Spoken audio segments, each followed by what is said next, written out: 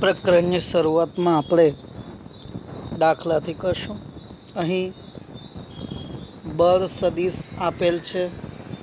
બળ સદિશનું મૂલ્ય F બરાબર 3i cap plus 4j cap minus 5k cap. સ્થાનાંતર સદિશ D બરાબર 5i cap plus 4j cap plus 3k cap. તે બંને વચ્ચેનો ખૂણો તથા F અને D પરના પ્રક્ષેપનું મૂલ્ય.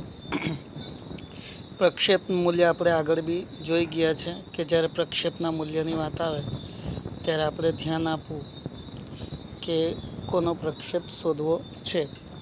જેનો પ્રક્ષેપ શોધવાનો હોય તેની સાથે cos થીટા આવે. અહીંયા Fનો શોધવાનો છે D પરનો, તો F cos થીટા આવે. હવે શરૂ કરીએ પ્રશ્નને. તો અહીં F સદિશ બરાબર 3i cap plus 4j cap minus 5k cap છે અને D બરાબર 5i cap plus 4j cap plus 3k cap છે. તો પહેલે આપણે સદિશ F ડોટ સદિશ D કરીએ તો F ડોટ D પરથી 3i cap plus 4j cap minus 5k cap dot 5i cap plus 4j cap plus 3k. હવે અહીંયા મિત્રો આપણે શું કરવાનું હોય છે, તો આની અંદર જે છે, આની અંદર આપણે બે સદિશોનો અદિશ ગુણાકાર કરવાનો છે. તો અદિશ ગુણાકાર કરતી વખતે 3i કેપનો ગુણાકાર 5i કેપ સાથે થાય તો i ડોટ i તો 1 થઈ જશે. બચ્યું કેટલું? 15. એને આપણે આમ પણ લખી શકીએ 3,4,-5 આ રીતે બી લખી શકીએ છીએ. જો ગુણાકાર કરીએ તો 15 + 16 ઓછા 15 એટલે 16 એકમ થયું. હજુ આપણને જરૂર છે મૂલ્યની. મૂલ્ય એટલે માનાંક. માનાંક એટલે વર્ગમૂળની અંદર એક્સયામનો વર્ગ વત્તા વાયયામનો વર્ગ વત્તા ઝેડયામનો વર્ગ, 3નો વર્ગ વત્તા 4નો વર્ગ વત્તા -5નો વર્ગ, 9 + 16 + 25 એટલે કે 50.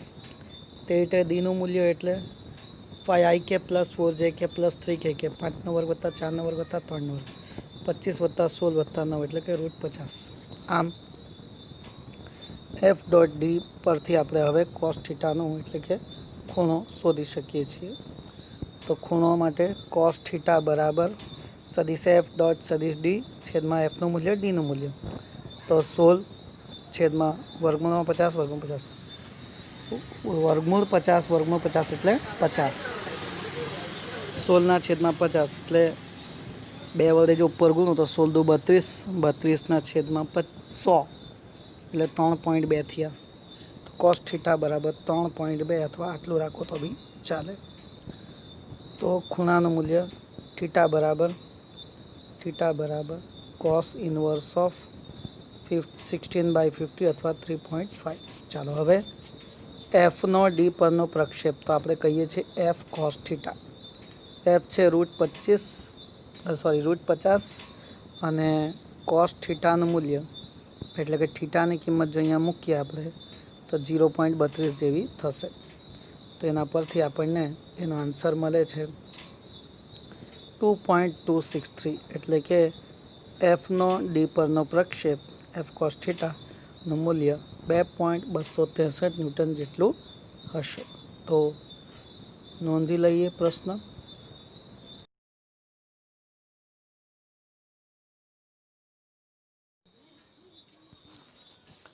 અચળ બળ વડે થતું કાર્ય સમજાવો.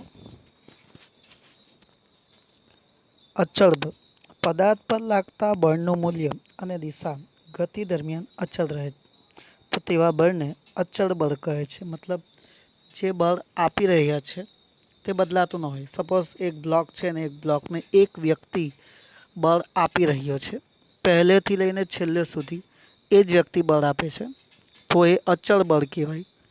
પરંતુ સમજો કે કોઈ એક વખત કોઈ એક વ્યક્તિ બળ આપે, પછી ખસી જાય, પછી કોઈ બીજો આવે, પછી ત્રીજો આવે, આમ જો બદલાતું રહેતું હોય તો આવું બળ જે છે તે ચેન્જ થતું હોય તો બળ ત્યારે ચલ કહેવાય, ચળ બળ કહેવાય. ત્યારે અહીંયા આપણે અચળ બળની વાત કરીએ. મતલબ બળ જે છે ફિક્સ છે, અચળ છે. કાર્યની અજમાયશી ધોરણે વ્યાખ્યા નીચે મુજબ કહી શકાય. કાર્ય માટે બળ અને બળ લાગતું હોય તે દરમિયાન થતા સ્થાનાંતરના ગુણાકારને કાર્ય કહે છે. કાર્ય બરાબર બળ ગુણ્યા સ્થાનાંતર F ઇન્ટુ ડી. સમીકરણ નંબર 1. જ્યારે પદાર્થ પર લાગતું બળ F છે અને બળની દિશામાં થયેલું સ્થાનાંતર ડી છે, તો કાર્યને બળ સદિશ F અને સ્થાનાંતર સદિશ D ના ડોટ ગુણાકારથી દર્શાવવામાં આવે છે. તો ત્યારે તેવી કન્ડિશનમાં આપણે એને ડોટ ગુણાકારથી દર્શાવીએ છીએ. પદાર્થ પર બળ લગાવતા હંમેશા તેનું સ્થાનાંતર બળની દિશામાં જ થતું હોય તે જરૂરી નથી. જો પદાર્થનું સ્થાનાંતર તેની પર લાગતા બળની દિશામાં ન હોય તો કાર્યની વ્યાખ્યા બે રીતે અપાય. નંબર 1, કાર્ય બરાબર બળ ગુણ્યા સ્થાનાંતરનો બળની દિશાનો ઘટક.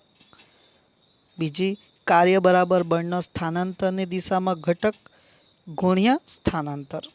એટલે કે કોઈ એક વખત બળ જે છે તે ગુણ્યા બળની દિશામાંનો ઘટક સ્થાનાંતરનો, અને કોઈ વખત બળનો સ્થાનાંતરની દિશામાંનો ઘટક. આ રીતે કહી શકાય.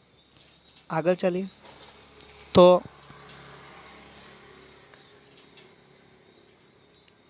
આપણે એક આકૃતિનો અવલોકન કરી રહ્યા છીએ. અહીંયા આકૃતિની અંદર આપણે જો સ્પષ્ટ જોઈએ તો અહીંયા આકૃતિની અંદર એક જ બ્લોક છે. બીજો બ્લોક એ એની પછીની પરિસ્થિતિ દર્શાવે છે. પ્રારંભની પરિસ્થિતિમાં જે છે તે બ્લોક કે જેની ઉપર કોઈ થીટા ખૂણે બળ લાગે છે, તો આ બળના બે ઘટકો બને. એક જેની સાથે ખૂણો બને તેની સાથે તો F cos થીટા અને એને લંબ y અક્ષ પર F sin થીટા. આમ પદાર્થ ગતિ કરે છે તે કોને કારણે કરે છે? F cos થીટાને કારણે છે, ન કે F sin થીટાને કારણે. અને F cos થીટાની દિશામાં તે D જેટલું સ્થાનાંતર કરે છે.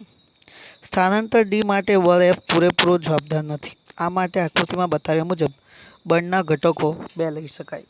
નંબર 1, સમક્ષિતિજ D દિશામાંનો ઘટક F cos થીટા અને સ્થાનાંતર D ને લંબ ઘટક F sin થીટા, પણ તે સમાંતર માટે જવાબદાર નથી. ચાલો તો હવે આપણે આગળ જોઈએ. તો આ રીતે કાર્ય બરાબર સદિશ F નું મૂલ્ય cos થીટા ઇન્ટુ સદિશ D નું મૂલ્ય, તો F cos theta into D પરથી સમીકરણ નંબર 4 બને. તો આકૃતિ બી મુજબ સ્થાનાંતર D ની બળની દિશામાં અને તેને લંબ ઘટકો લઈએ તો બળ F ની દિશામાં ઘટક D cos થીટા અને F ને લંબ દિશામાંનો ઘટક D sin થીટા. તો કાર્ય બરાબર F into D cos theta, FD cos theta. સમીકરણ નંબર 5. સમીકરણ 4 જુઓ અને સમીકરણ 5 જુઓ. બંને કાર્યની બે રીતે વ્યાખ્યા મળતા પણ પરિણામ તો સમાન જ મળે છે. હવે આગળ થીટાની કિંમત મૂકીએ. જો થીટા 0 હોય તો cos 0 is 1, તો W બરાબર F ઇન્ટુ D થાય. પદાર્થ પર બળ લાગવાથી થતા નિશ્ચિત સ્થાનાંતર દરમિયાન થતું કાર્ય એ બળના મૂલ્યના સમપ્રમાણમાં હોય છે. તો મિત્રો આ રીતે આપણે અચળ બળ વડે થતા કાર્યને વ્યાખ્યાયિત કરી શકીએ છીએ. નોંધી લો. આપણે જાણીએ છીએ કે વરસાદનું ટીપું નીચે તરફ લાગતા ગુરુત્વાકર્ષણ બળની અને વિરુદ્ધ દિશામાં લાગતા અવરોધક બળની અસર હેઠળ પડતું હોય છે. અવરોધક બળ ટીપાની ઝડપના સમપ્રમાણમાં હોય છે, જેને આપણે 11મા ધોરણમાં મતલબ અવરોધક બળના સંદર્ભમાં -b × v કહીએ છીએ, જે સામાન્ય રીતે જાણી શકાતું નથી. ધારો કે 1 ગ્રામ દળનું એક ટીપું 1 કિલોમીટર ઊંચાઈએથી પડે છે. તે જમીન પર 50 મીટર પર સેકન્ડની ઝડપથી સ્પર્શે છે. તો ગુરુત્વાકર્ષણ બળ વડે કેટલું કાર્ય થયું હશે? નંબર 2, અજ્ઞાત અવરોધક બળ વડે કેટલું કાર્ય થયું હશે? શરૂઆતમાં વરસાદના ટીપાની મુક્ત પતનની ગતિ માટે v0 બરાબર 0 લઈએ અને ગતિ ઉર્જાના ફેરફાર માટે આપણે જો વાત કરીએ તો અહીં ગતિ ઉર્જાનો ફેરફાર તો 1/2 mv² માઇનસ 1/2 mv², જે આપણે થિયરીમાં જોઈ ગયા છે. તો 1/2 mv² માઇનસ v². કિંમતો મૂકીએ. દળ આપણને આપેલું છે 1 ગ્રામ, એનો મતલબ 1/1000 કરવું પડે તો કિલોગ્રામ થાય, તો 10⁻³ લખ્યા. અંતિમ વેગ એનો 50 મીટર પર સેકન્ડ છે, તો 50 નો વર્ગ ઓછા 0 નો સ્ક્વેર, તો નીકળી જ જવાનું છે, વત્તા હોય કે ઓછા હોય કેન્સલ થવાનું છે. તો આપણી ગતિ ઉર્જાનો ફેરફાર 1.25 જૂલ જેટલું થાય છે. હવે નંબર પહેલો, ગુરુત્વાકર્ષણ બળ વડે થયેલું કાર્ય કેટલું? તો ગુરુત્વાકર્ષણ બળ વડે થયેલું કાર્ય એટલે કે અધો દિશામાં કાર્ય કેટલું થયું? તો W બરાબર F × D, અથવા આપણે ડી ઊંચાઈને લઈએ ને બળ વજન બળ એટલે mg, તો સૂત્ર બને WG બરાબર mgh. એમની કિંમત મૂકીએ, જીની કિંમત મૂકીએ 10, અને h ઊંચાઈ એટલે કે 1 કિલોમીટર એટલે 1000 મીટર થાય. તો 10 જૂલ જેટલું ગુરુત્વાકર્ષણ બળ વડે થયેલું કાર્ય થાય. અજ્ઞાત અવરોધક બળ વડે થયેલું કાર્ય કેટલું હશે? તો આપણે અહીંયા કાર્ય ઉર્જા પ્રમેયનો ઉપયોગ કરી લઈએ. તો W = ડેલ્ટા કે. તો W = ડેલ્ટા કે લખીએ. તો ડેલ્ટા કે બરાબર W કેટલું? તો કાર્ય, એક તો વજન બળ વડે થયેલું કાર્ય અને બીજું અવરોધક બળ વડે થયેલું કાર્ય, બંનેના સરવાળા બરાબર થાય. તો WR શોધવાનું છે, તો ડેલ્ટા કે માંથી W બાદ કરી નાખો. તો કુલ કાર્ય હતું તેમાંથી WR ને અલગ કર્યું, તો ડેલ્ટા કે માઇનસ WG.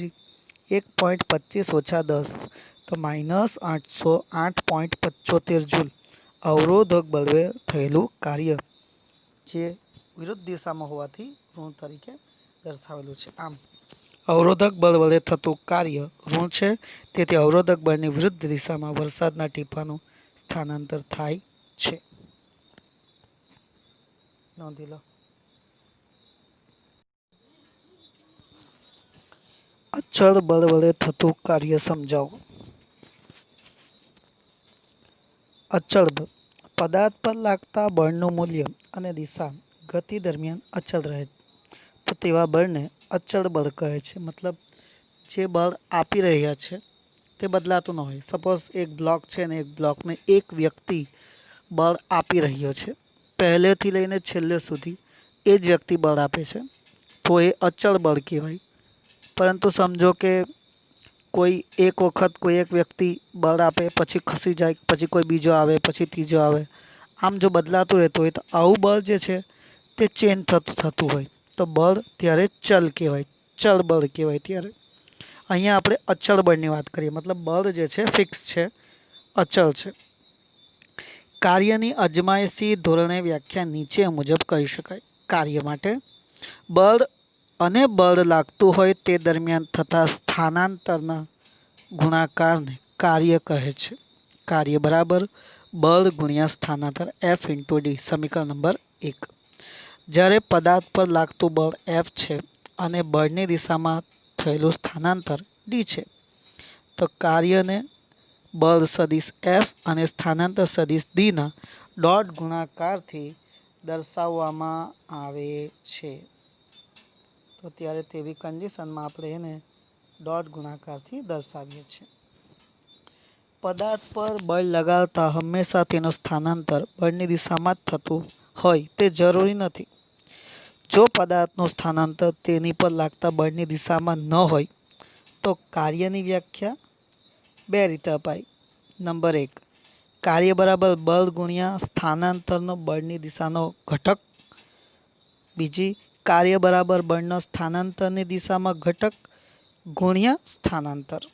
એટલે કે કોઈ એક વખત બળ જે છે તે ગુણ્યા બળની દિશામાંનો ઘટક સ્થાનાંતરનો, અને કોઈ વખત બળનો સ્થાનાંતરની દિશામાંનો ઘટક. આ રીતે કહી શકાય. આગળ ચાલીએ તો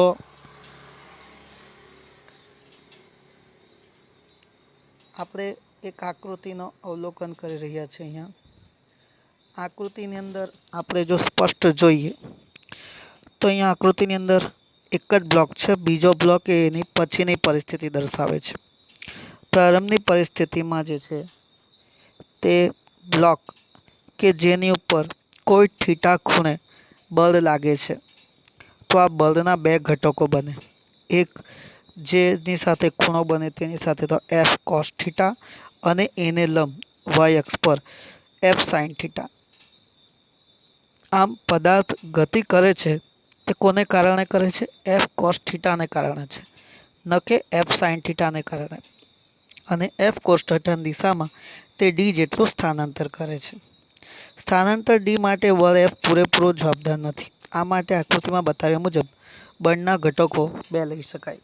નંબર 1, સમક્ષિતિજ ડી દિશામાંનો ઘટક એફ કોસ થીટા અને સ્થાનાંતર ડી ને લંબ ઘટક એફ સાઇન થીટા, પણ તે સમાંતર માટે જવાબદાર નથી.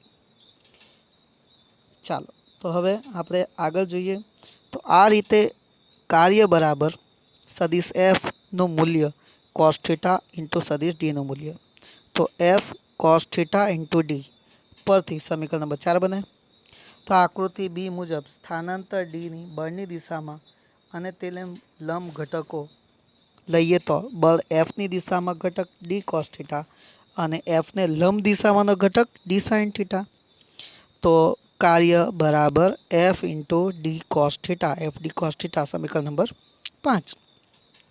સમીકરણ 4 જુઓ અને સમીકરણ 5 જુઓ. બંને કાર્યની બે રીતે વ્યાખ્યા મળતા પણ પરિણામ તો સમાન જ મળે છે. હવે આગળ થીટાની કિંમત મૂકીએ. જો થીટા 0 હોય તો cos 0 is 1, તો W બરાબર એફ ઇન્ટુ ડી થાય. પદાર્થ પર બળ લાગવાથી થતા નિશ્ચિત સ્થાનાંતર દરમિયાન થતું કાર્ય એ બળના મૂલ્યના સમપ્રમાણમાં હોય છે. તો મિત્રો આ રીતે આપણે અચળ બળ વડે થતા કાર્યને વ્યાખ્યાયિત કરી શકીએ છીએ. નોંધી લો. એક સાયકલ સવાર 10 મીટર અંતર ઘસડાઈને સ્થિર થાય છે. આ ઘટના દરમિયાન રસ્તા વડે સાયકલ પર લાગતું બળ 200 ન્યૂટન છે, જે વિરુદ્ધ દિશામાં લાગે છે. રસ્તા વડે સાયકલ પર કેટલું કાર્ય થયું હશે? રસ્તા વડે કાર્ય કેટલું થયું હશે સાયકલ પર? સાયકલ વડે રસ્તા પર કેટલું કાર્ય થયું હશે? જાણે કે આપણે સાયકલ પર જતા છે રસ્તા પર, તો રસ્તો જાય છે કે આપણે જઈએ છીએ? જો રસ્તો જતો હોય તો સાયકલે કાર્ય કર્યું કહેવાય, અને જો આપણે જતા હોઈએ તો આપણા પર કાર્ય થયું કહેવાય. આ સીધી સ્પષ્ટતા કહી શકાય. ચાલો હવે આપણે પ્રશ્ન જોઈએ. તો સાયકલ ઘસડાતી હોવાથી સ્થાનાંતર ઘર્ષણ બળ પરસ્પર વિરુદ્ધ દિશામાં હોય છે. એટલે કે શોર્ટકટમાં કહું તો આપણે જ્યારે કોઈક સાયકલની વાત કરીએ તો સાયકલના ટાયર જે છે રસ્તા પર જ્યારે ગતિ કરતો હોય ત્યારે એની સ્થાનાંતર આ ડાયરેક્શનમાં થાય છે, બરાબર છે, અને ઘર્ષણ બળ વિરુદ્ધ દિશામાં લાગે છે. તો આ બંને વચ્ચેનો ખૂણો કેટલો થઈ જાય? 180 નો ખૂણો બને છે. તો આ સ્થિતિમાં સાયકલ વડે થતું કાર્ય એફ ડી કોસ થીટા, તો એફ ઇન્ટુ ડી કોસ 180. તો એ પરથી એફની કિંમત 200 ન્યૂટન, ડીની કિંમત 10 ને કોસ પાઈ એટલે માઇનસ, તો -2000 જૂલ.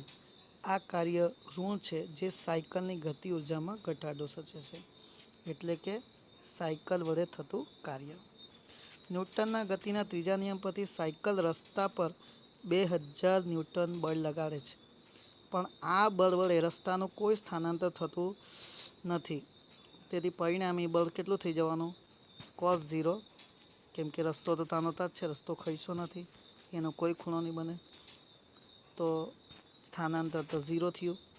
cos 0 is 1, તો W is equals to 0 joule થશે. આમ કોઈ સ્થાનાંતર ન થવાને કારણે રસ્તા વડે એટલે કે સાયકલ વડે રસ્તા પર કોઈ કાર્ય થતું નથી. સાયકલ વડે રસ્તા પર થયેલું કાર્ય 0, કેમ કે કાર્ય થયેલું ત્યારે જ કહેવાય જ્યારે સ્થાનાંતર થાય.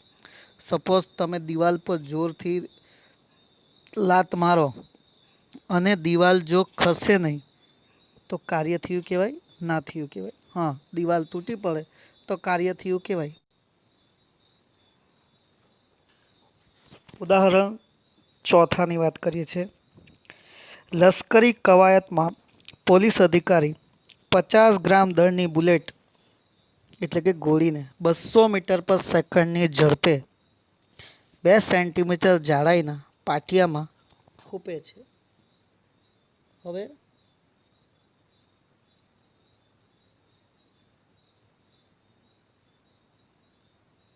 આપણે પ્રશ્નમાં જોઈએ છીએ કે એક પોલીસમેન જે છે, એક લશ્કરી જે સૈનિક છે, તે 50 ગ્રામની ગોળી છે અને એની પ્રારંભિક ઝડપ 200 મીટર પર સેકન્ડ છે. જો એની પ્રારંભિક ગતિ ઉર્જાની ગણતરી કરીએ તો પ્રારંભિક ગતિ ઉર્જા K0 કહીએ તો 1/2 mv0² પરથી તે બનશે 1/2 ગુણ્યા 50 ભાગ્યા 1000. કેમ કે 50 ગ્રામ છે તો 1000 વડે ભાગીએ તો કિલોગ્રામ થાય. તો 50 ભાગ્યા 1000 ગુણ્યા 200નો સ્ક્વેર તો 1000 જૂલ જેટલી થાય છે. નેક્સ્ટ બીજું કહે છે કે પ્રારંભિક ગતિ ઉર્જાથી 10% ઉર્જા સાથે તેમાંથી બહાર નીકળે છે.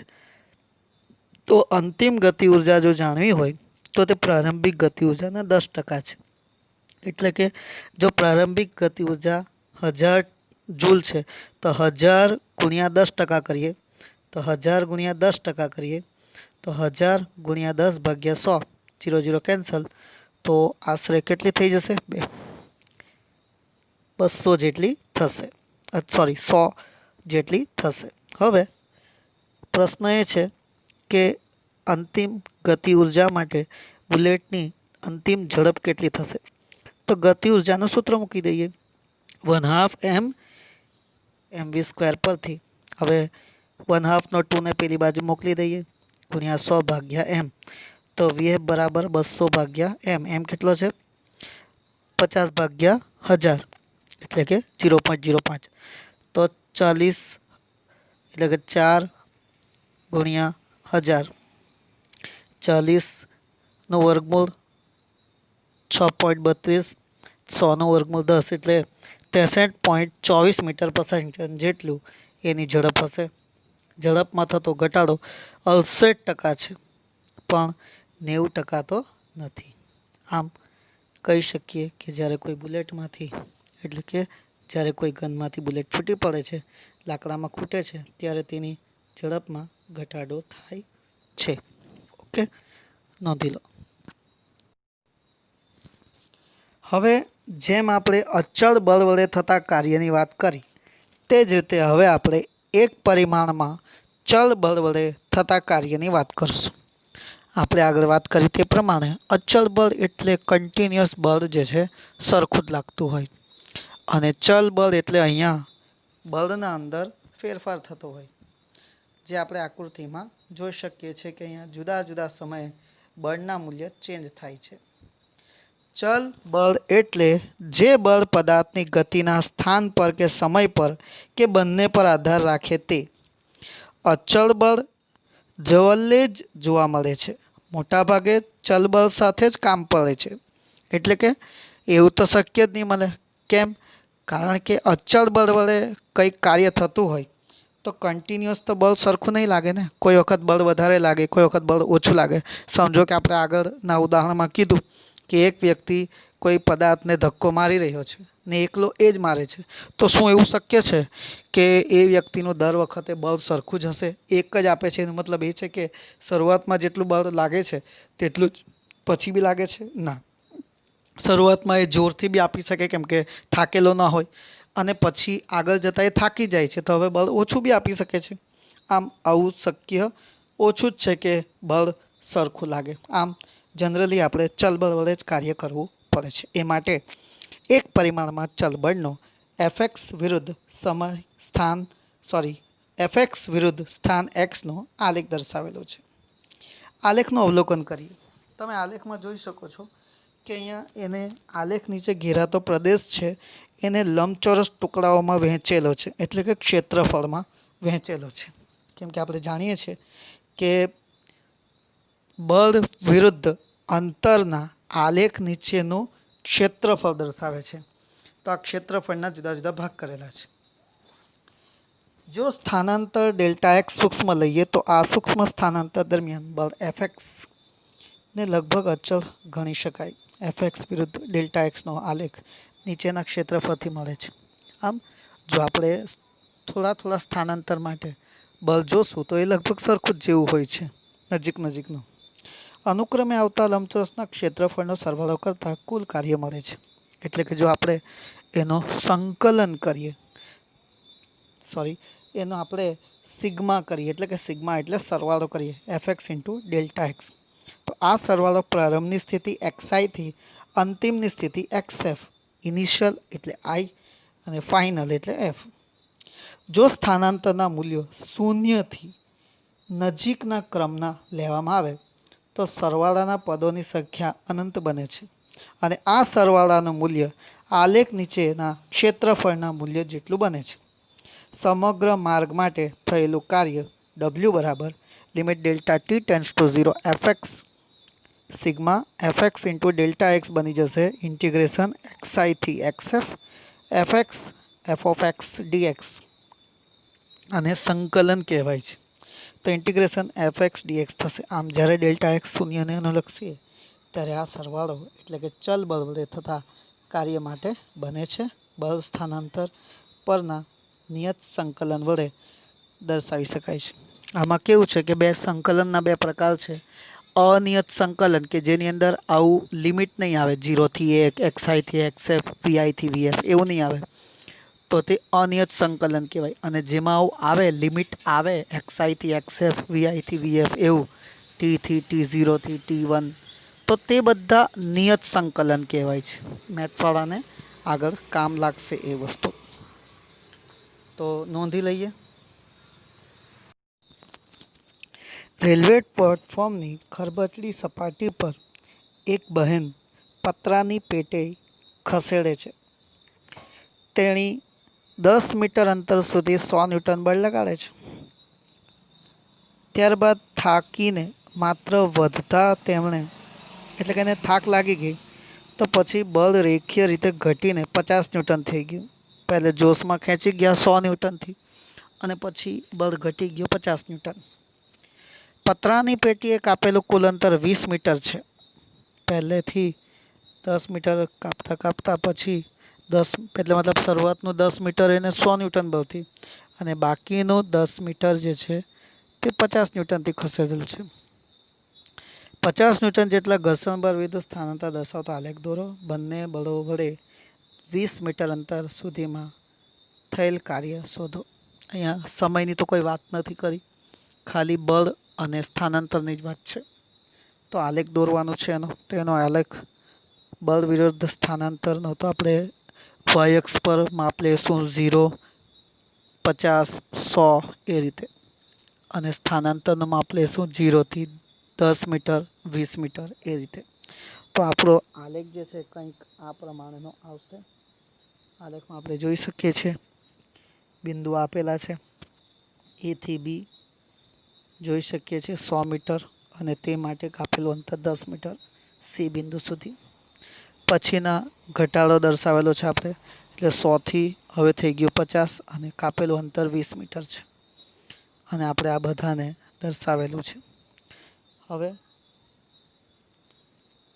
આગળ ચાલીએ તો કાર્ય તો આપણે આલેખ વાત કરેલી કે બળ વિરુદ્ધ સ્થાનાંતરના આલેખ નીચે ઘેરાતો પ્રદેશ કાર્ય આપે છે. તો કાર્ય બરાબર ABCD નું ક્ષેત્રફળ વત્તા સમલંબ ચતુષ્કોણનું ક્ષેત્રફળ. ABCD નું ક્ષેત્રફળ તો લંબાઈ ગુણ્યા પહોળાઈ થઈ જશે, પણ સમલંબ ચતુષ્કોણનું સૂત્ર તમને ધોરણ 8માં આવી ગયું છે, તેને યાદ કરવું પડશે.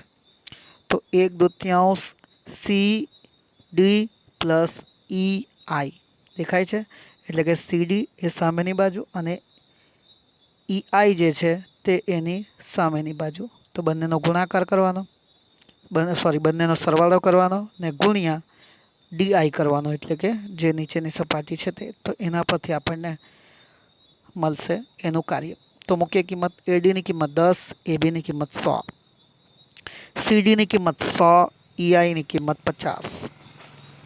DI શોધવું પડશે, તો ડીઆઈ કેવી રીતે મળશે આપણને? તો આપણે એફઆઈમાંથી એડી બાદ કરી નાખીએ તો 20 ઓછા 10 એટલે 10. 1000 વત્તા 1/2 ગુણ્યા 150 ગુણ્યા 10 તો 750 થયા.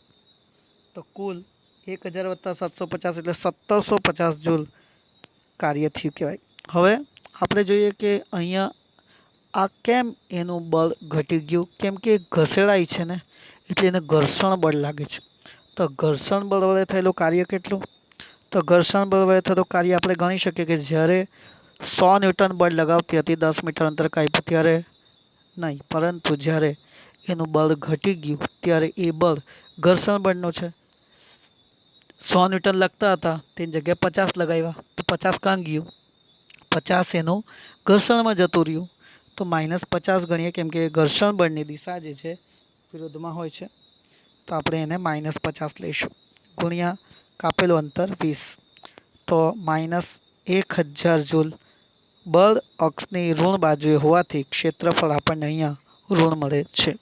તો પ્રશ્ન લખી લેવો. 3 માર્કમાં પૂછી શકાય સવાલ. 3 માર્કમાં પૂછી શકાય આ પ્રશ્ન, તો લખી લેવું. એક પરિમાણમાં ગતિ કરતા પદાર્થ પર ચલ બળ માટેનો કાર્ય ઉર્જા પ્રમેય લખો. એક પરિમાણમાં એટલે x દિશામાં ગતિ કરતા પદાર્થનું વાત કરવાની છે. ધારો કે આ પદાર્થનું દળ m છે અને વેગ v છે, તો ગતિ ઉર્જા કેટલી થઈ જાય? 1/2 mv². અગર આપણે આ નંબરથી કાર્ય ઉર્જા પ્રમેય એટલે કે W = Δk પર જવું છે, તો તે માટે આપણે પહેલે શું કરીએ? આનું વિકલન કરીએ. કોની સાપેક્ષે? સમય સાપેક્ષે.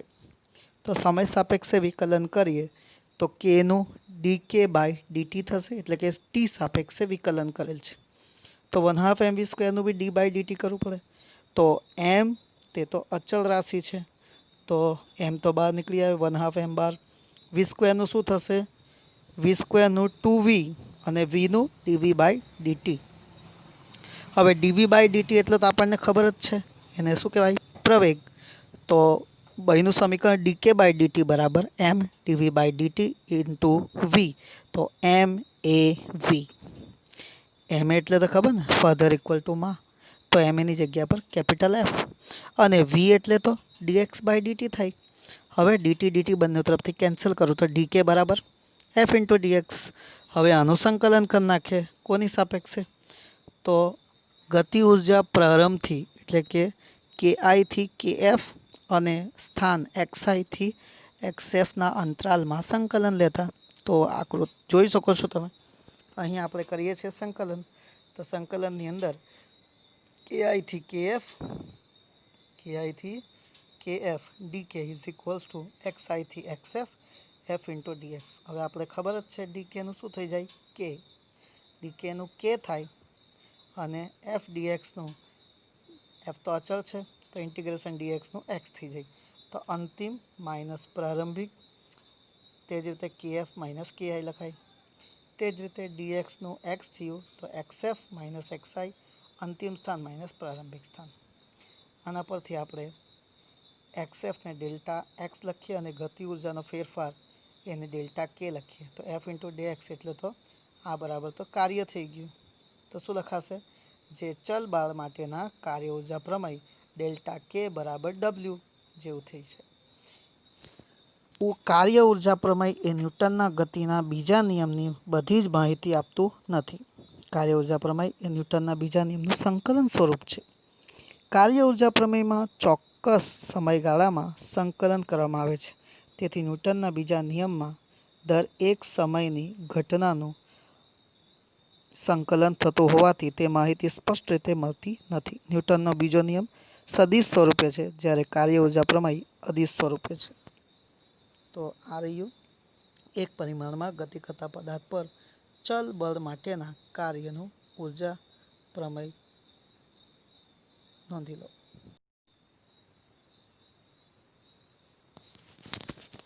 ઉદાહરણ નંબર 6. સમતલ સપાટી પર vi એટલે પ્રારંભિક ઝડપ 2 મીટર પર સેકન્ડની ઝડપથી ગતિ કરતો 1 kg દળનો એક બ્લોક ખરબચડા પટ્ટામાં પ્રવેશે છે. જે x બરાબર 0.10 મીટરથી x બરાબર 2.01 મીટર સુધીનું છે. આ પટ્ટાની મર્યાદામાં બ્લોક પર લાગતું અવરોધક બળ Fr છે એક્સના વ્યસ્ત પ્રમાણમાં. Fr is equals to minus કે બાય એક્સ. અહીંયા આપણને બળ ચલ બળ છે એટલે એના માટે આપણને સૂત્ર આપેલું છે માઇનસ કે બાય એક્સ. કેની કિંમત 0.5 જૂલ ગણવી. તો પટ્ટાને પસાર કર્યા પછી બ્લોકની અંતિમ ગતિ ઉર્જા અને ઝડપ વીએફ કેટલી હશે? ચાલો તો આપણે અહીંયા સિમ્પલમાં કાર્ય ઉર્જા પ્રમેયનો ઉપયોગ કરીશું. કાર્ય ઉર્જા પ્રમેય W is equals to delta કે પછી ડેલ્ટા કે is equals to W. Delta કે એટલે અંતિમ માઇનસ પ્રારંભિક, KF માઇનસ KI, અને W એટલે ચલ બળ વડે થતું કાર્ય ઇન્ટિગ્રેશન fx dx. ચાલો fx, તો fની કિંમત આપણને અહીંયા આપેલી છે માઇનસ કે બાય એક્સ, તો તે લખશું. તો માઇનસ કે બાય એક્સ લખીએ. KI ને બી આ તરફ લઈ લઈએ કેમ કે આપણી પાસે પ્રારંભિક વેગ છે અને દળ બી છે તો 1/2 mv² કરી શકશું. ચાલો હમણાં આપણે આ તરફ ના લેવું હોય તો બી ચાલે. માઇનસ કે બાય એક્સ. હવે અહીંયા તમને ખબર જ છે કે માઇનસ કે જે છે તેને આપણે બહાર લઈ લઈશું. તો માઇનસ કેને બહાર લઈ લઈએ. હવે તમને સંકલન સૂત્ર ચાલેલા છે તે બધા સૂત્રો પરથી સંકલન સૂત્ર આપણને ચાલેલા છે તે પરથી આપણે 1/x dx નું થાય ln x. તો ln x 0.1 થી 2.01 ને પહેલાં ki ની કિંમત મૂકી દઈએ 1/2 mvi². ચાલો આગળ. હવે દળ કેટલું છે એનું 1 kg તે મૂકી દીધું. પ્રારંભિક વેગ v 2 મીટર પર સેકન્ડ છે તે બી મૂકી દઈએ. કેની કિંમત આપેલી છે 0.5 તે બી લખી દઈએ ln. હવે તમને ખબર હશે ln x અપર લિમિટ, તો ln 2.01 માઇનસ ln 0.1, તો લખાય ln 2.01 ભાગ્યા 0.1. તો 2 કેન્સલ કરીએ તો 2 બચે, 2 ઓછા 0.5 ગુણ્યા. હવે ln ને જો તમારે લોગ કરવું હોય તો 2.303 વડે ગુણવું પડે. તો 2.303 વડે ગુણ્યું તો ln જે હતું તે હવે લોગ થઈ ગયું. મિત્રો ln એ લોગના ઈ બેઝ પર હોય છે, બેઝમાં ઈ હોય છે અને લોગના બેઝમાં 10 હોય છે. તો આ 20.1નો લોગ જોવાનો, લોગ શોધવા માટેની રીત તમને શીખાવેલી જ છે ઓનલાઈન. તો તે છતાં આપણે વાત કરીએ તો લોગ ટેબલ લો હાથમાં. પહેલે તો સંખ્યા કેટલી છે 21, તો પોઈન્ટને ધ્યાનમાં નહીં રાખવાનું. પોઈન્ટ પહેલાં સંખ્યા કેટલી છે, સ્થળ 2 સ્થળ છે. 20 એટલે 0 અને 2 એટલે 2 સ્થળ થયા. 2 ઓછા 1 એટલે 1 થયું. તો 1 પોઈન્ટ હવે જવાબ લખવાનો. તો 20નું 1માં જુઓ લોગ ટેબલમાં, 20ની હારમાં સ્તંભ 1 જુઓ તો તમને દેખાશે 30, 32, તો તે મૂકી દો અહીંયા. હવે આ બધાનો ગુણાકાર કરો તો 2 ઓછા 1.5 એટલે કે 0.5 જૂલ. હવે આપણે અંતિમ ગતિ ઉર્જા શોધી કાઢી એટલે kf જે છે 0.5 જૂલ થાય છે, પણ આપણે vf બી શોધવાનું છે. તો kfની જગ્યાએ સૂત્રમાં 1/2 mvf² લખીએ છીએ. ફરી પાછું 2 વડે ગુણશું ને m વડે ભાગશું. તો 2 વડે ગુણ્યું 0.5 ભાગ્યા 1 વડે એટલે દળ વડે ભાગીએ છીએ. તો આ કિંમત આપણને કેટલી મળશે, કેમ કે દળ 1 kg છે, 2 ગુણ્યા 1 તો બી 1, 1નો વર્ગમૂળ એટલે 1. તો vf કેટલો મળે 1 મીટર પર સેકન્ડ. તો પ્રારંભિક વેગ 2 મીટર પર સેકન્ડ હતું અને અંતિમ વેગ હવે 1 મીટર પ્રતિ સેકન્ડ થશે. ઓકે, નોંધી લઈશું.